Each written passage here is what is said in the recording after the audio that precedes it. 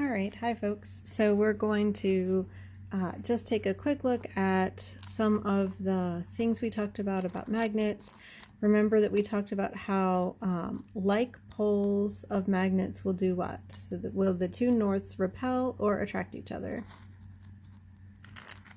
So they repel. I can kind of shove this other magnet around. Right, and similarly, two south poles will also repel, whoops, but a north and a south pole will attract, right? You could also see demonstrated there that when in a magnetic field, there's a net torque that is applied to that other magnet, and it will rotate around until it's lined up with the magnetic field.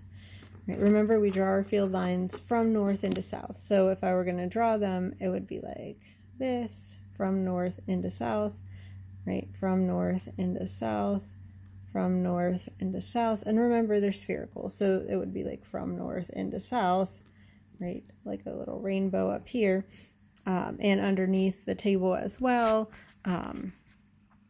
but we usually just draw that two-dimensional kind of like from north into south on the paper. So when we look at the magnetic field, which we can do hopefully here, I'm going to cover, so you can see I have a north and a south bar magnet. I'm going to cover that with this nice sheet of white paper. We'll add some iron filings here. Let me see if this will pause. I don't think it will. Well, I'm going to put you down.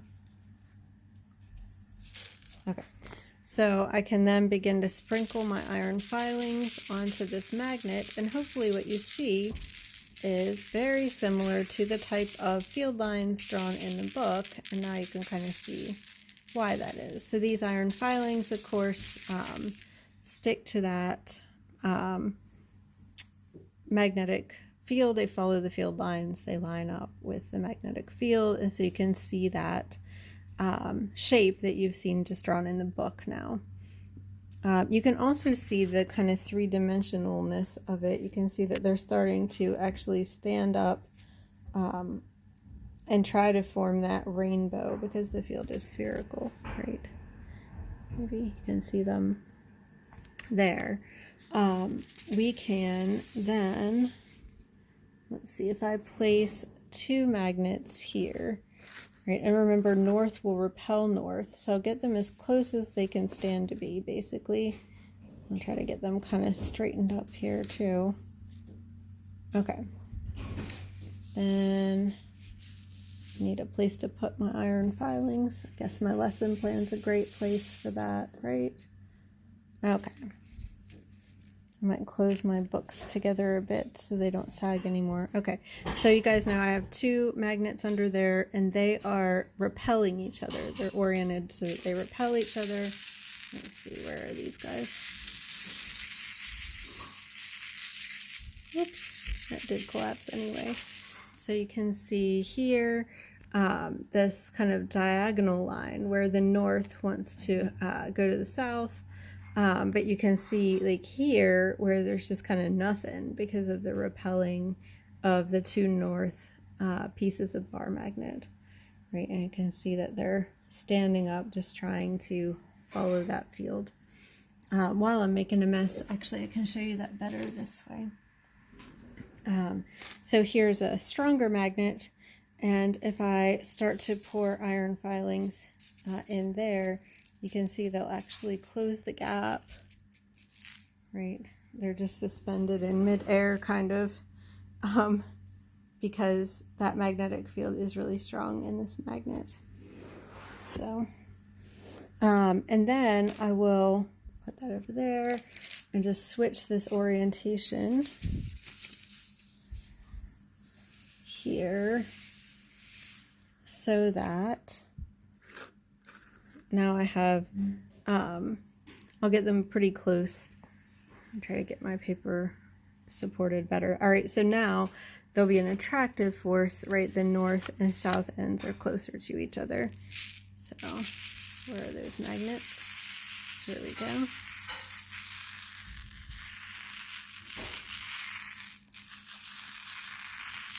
So now you can see that everybody's field is like north to south, north to south in a much kind of more regular pattern, right? So I have, can you see underneath? Probably not. Nope.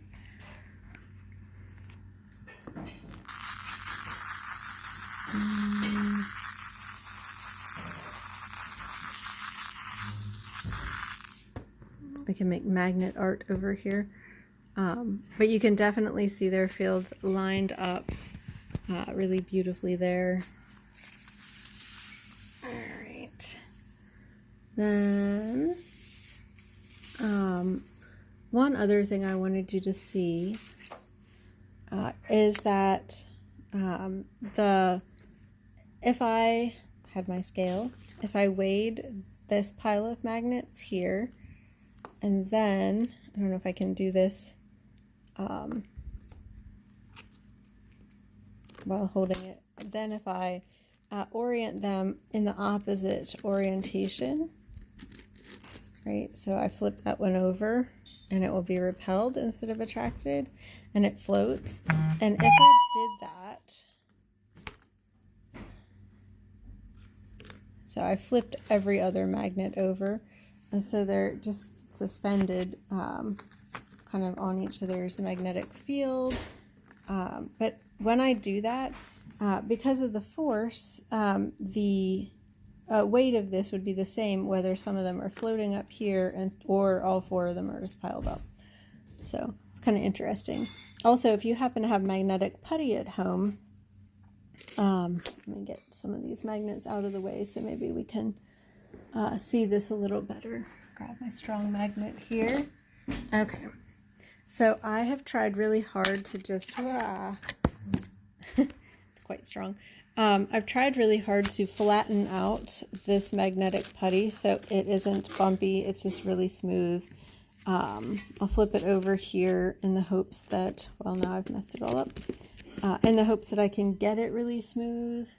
I kind of rolled a little, I had a little glass someplace. Oh, here we go. Rolled a tiny glass in here that fit, just to try to get it as smooth as I could, so we don't have too much bumpiness. Then if I peel it off again, I'm going to use two hands and put you down for a second. Let's see. That's pretty smooth. Okay, so I have this pretty smooth surface here.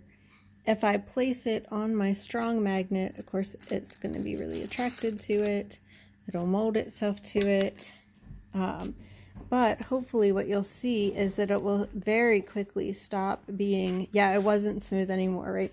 Because the little pieces of iron that are in there are trying to align themselves with the magnetic field. And so they have like pushed their way up to try to follow the field lines, which is kind of interesting. So yeah, a lot of things that you can maybe try at home depending on what you have, but you can start to see the magnetic field lines there.